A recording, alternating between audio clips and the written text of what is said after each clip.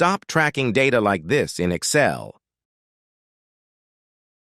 Instead, use this filter function. Select the equipment's inventory list.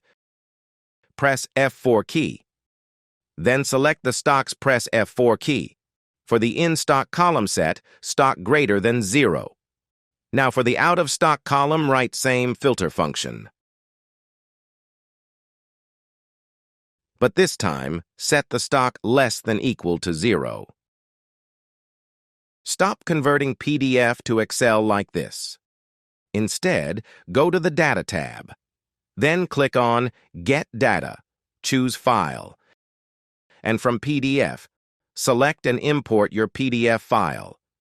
Select and load the table containing all pages. Stop counting vote like this. Instead, use this counting function. Select the candidates column and press F4 key from your keyboard. Now choose a criteria. Drag the formula over. That's it.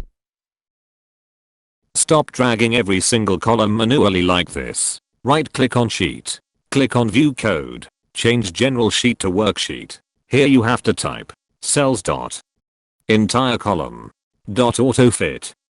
Then just close this window. Now type anything, and column will adjust the size automatically according to text size. Stop color coding to drop-down lists like this. Instead, select the data. Go to the Data tab. Click on Data Validation. Choose List.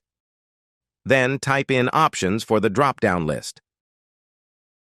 Fill in the data using the drop-down list. Select the data again.